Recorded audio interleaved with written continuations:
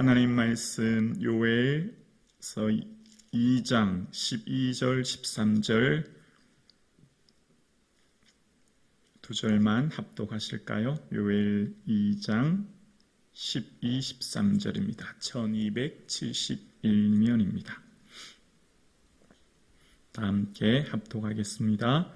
여호와의 말씀에 너희는 이제라도 금식하고 울며 애통하고 마음을 다하여 내게로 돌아오라 하셨나니 너희는 옷을 찢지 말고 마음을 찢고 너희의 하나님 여호와께로 돌아올지어다.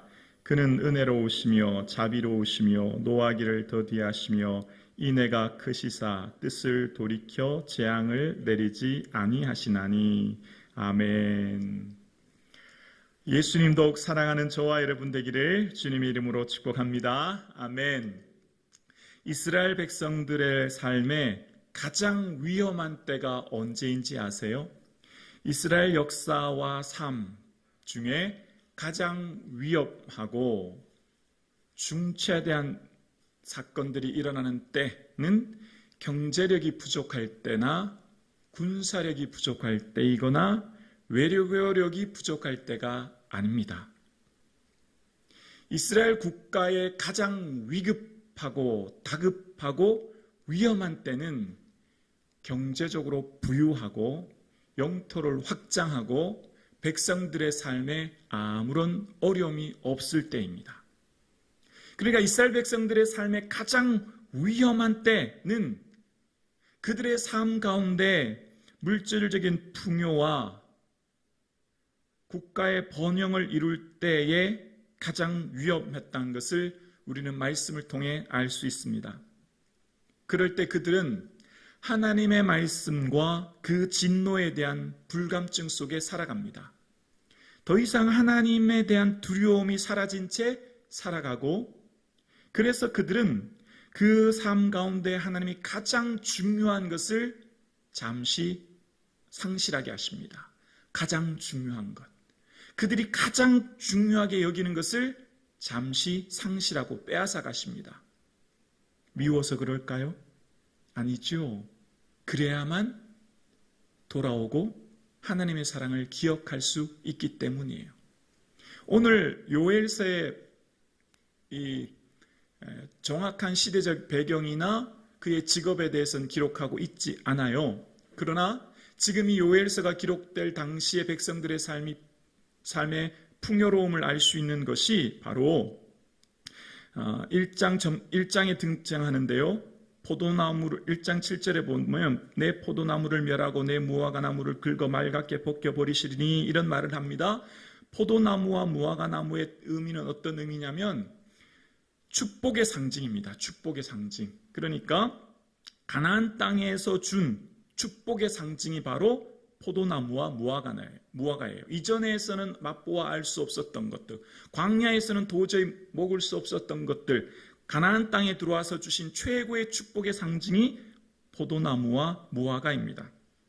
그들의 삶 가운데 이처럼 하나님께서 주신 모든 것들 속에 풍요로움을 누리지만 그 풍요로움으로 살아가는 삶의 진정한 행복, 진정한 부유함은 물질에서 오는 게 아니었습니다. 진정한 풍요로움 속에 오는 행복은 하나님의 말씀과 언약을 지킴으로부터 오는 것이었어요. 그런데 그들은 하나님의 언약을 잊어버리고 그들의 언약을 깨어버립니다. 더 이상 말씀에 순종하지 않고 그들의 삶 가운데 진정한 풍요로움은 하나님과의 올바른 관계 속에 오는 것을 잊어버린 채 눈에 보이는 물질적인 풍요에 도취되어 무화과나무와 포도나무에 취하고 먹고 마심으로 그들의 삶 가운데는 하나님을 잊어버리는 삶이 온 것이죠. 그래서 하나님께서는 하나님의 사랑하는 자녀들 속에 여호와의 날을 선포하십니다. 여기서 여호와의 날은 두 가지 의미가 있는데요. 먼저 2장 1절에 보면 시온에서 나팔을 불며 나의 거룩한 산에서 경고의 소리를 질러 이 땅 주민들로 다 떨게 할지니 이는 여호와의 날이 이르게 됨이니라. 이제 임박하였으니, 시온에서 나팔을 불며라고 하는 것은 이스라엘 백성들은 나팔을 불 때 보통 전쟁이 나거나 절기 때 나팔을 붑니다. 나팔을 불 때 온 백성이 모이라는 의미예요. 지금 나팔을 불면서 경고합니다. 그러면서 주민들이 다 떨게 하라는 것입니다. 아주 다급한 일이 생긴다는 거예요. 그리고 2장 2절에 보면 곧 어둡고 캄캄한 날이요 짙은 구름이 덮인 날이라. 새벽빛이 산 꼭대기에 덮인 것과 같으니 이는 많고 강한 백성이 이르렀음이니라. 이와 같은 것이 옛날에도 없었고 이후에도 대대 없으리로다 라고 하는. 그리고 3절 계속 볼까요? 2장 3절이요. 불이 그들의 앞을 사르며 불꽃이 그들을 뒤를 태우나니 라고 이야기합니다. 지금 여호와의 날을 어떤 날로 이야기하면 심판의 날로 이야기하는 거예요. 그러면서 2장 11절에 보면 계속해서 이렇게 얘기하죠. 여호와께서 그 군대 앞에서 소리를 지르시고 그의 진영은 심히 크고 그의 명령을 행하는 자는 강하나니 여호와의 날이 크고 심히 두렵도다. 당할 자가 누구이랴. 여호와의 심판의 날은 당할 자가 없다는 겁니다. 그 심판의 날이 임할 때 너무나 두렵고 떨리는 그런 날이 임하게 될 것이라는 거예요. 첫 번째 심판의 날이에요. 여호와의 날은, 그러니까 요엘이 지금 선포하는 것은 심판을 선포합니다. 동시에 여호와의 날은 구원의 날입니다. 구원의 날. 2장 18절에 보면 그때 여호와께서 자기의 땅을 극진히 사랑하시어 그 백성을 불쌍히 여기실 것이라. 23절 보면 2장 23절이요. 시온의 자녀들아 너희는 너희의 하나님 여호와라 말미암아 기뻐하며 즐거워할지어다. 그가 너희를 위하여 비를 내리시되 이른 비를 너희에게 적당하게 주시리니 이른 비와 늦은 비가 예전과 같을 것이라. 아멘. 여호와의 날은 두 번째 구원의 날이에요. 자, 그러면 이제 헷갈립니다. 아니, 여호와의 날이 도대체 심판이야 구원이야? 우리가 속에 이 두 가지가 등장하니까 이게 무슨 말이지? 의문이 들지 않습니까?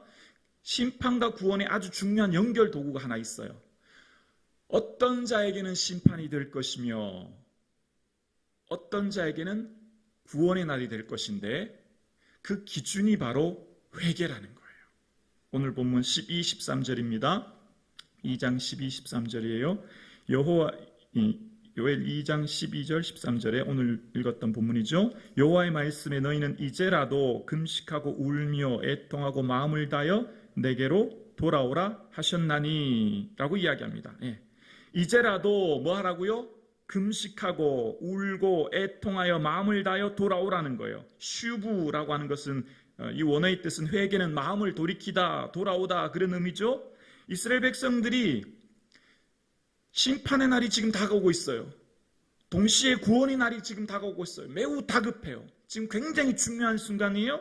그런데 이때에 회개하는 자, 회개하고 하나님께 마음을 다하여 금식하고 애통하고 돌아오면 하나님은 은혜로우시고 자비로우시고 노하기를 더디하시는 그의 은혜를 경험하게 된다라고 이야기하고 있는 것을 보게 되어집니다. 그러면서 15, 16절 보면 어떻게 하라고 하는지 이스라엘 백성들에게 2장 15, 16절 성경을 보시면요. 너희는 시온에서 나팔을 불어 거룩한 금식일을 정하고 성회를 소집하라. 백성을 모아 그 모임을 거룩하게 하고 장로들을 모으며 어린 아이와 젖 먹는 자를 모으며 신랑을 그 방에서 나오게 하며 신부도 그 방에서 나오게 하고 17절 여호와를 섬기는 제사장들은 낭실과 제단 사이에 울며 이르기를 여호와여 주의 백성을 불쌍히 여기소서. 여기까지입니다. 온 백성에게 빨리 나팔을 불러서 다급하게 모이라는 거예요. 뭐 하라고요?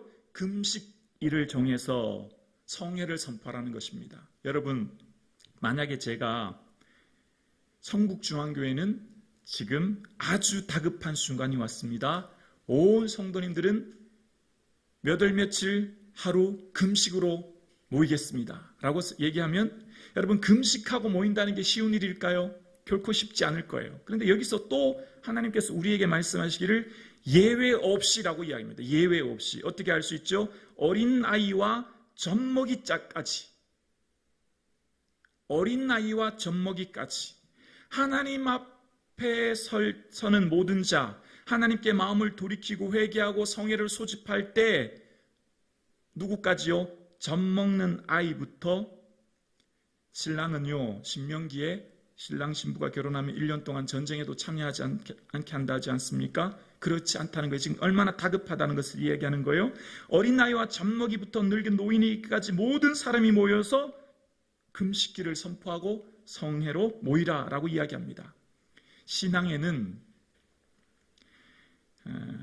여러분 생각해 보십시오. 금식하고 성회로 모이는데 여러분 같았으면 젖먹이 아이들까지 금식을 하면서 데려올 수 있겠습니까? 우리의 생각에는 도저히 쉽게 이해되지 않지요. 오늘날 여러분, 우리의 신앙이 어떻습니까? 우리의 신앙이 정말 젖먹이 아이까지 하나님 앞에 진심으로 나와 기도하고 예배하는 삶이 저와 여러분의 삶 가운데 있어질 수 있기를 주의 이름으로 축원합니다.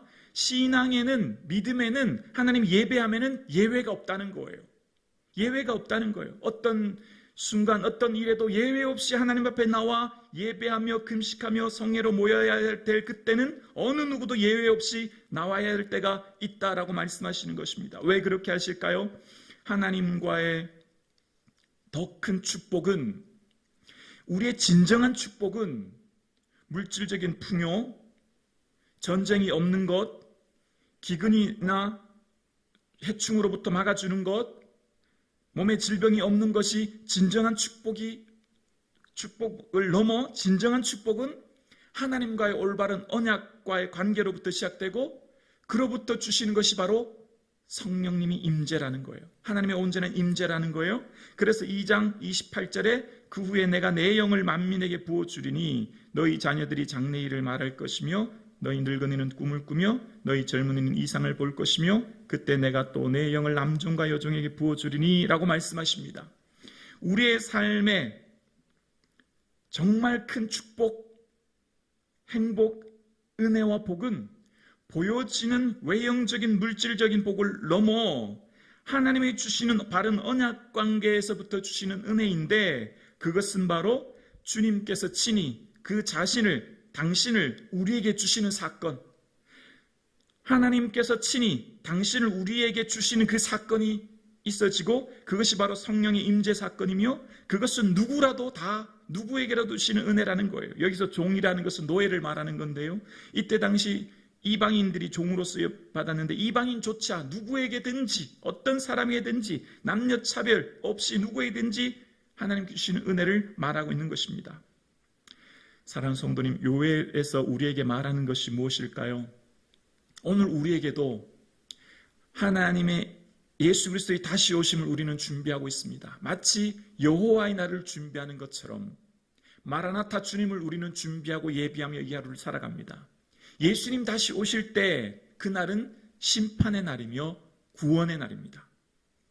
어떤 자에게는 심판이 되고 어떤 자에게는 구원이 될 것입니다. 기준이 무엇입니까?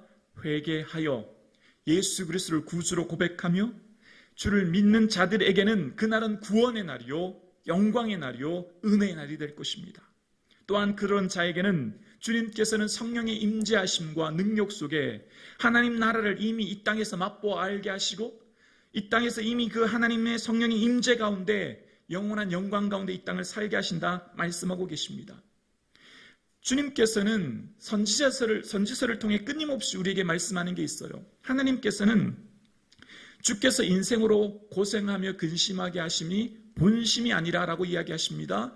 주님께서는 징계하는 데 목적이 있는 게 아니에요. 만약에 징계하는 게 목적이면 선지자들을 보낼 필요가 없어요. 예고하실 필요가 없죠. 그냥 바로 징계하시면 돼요.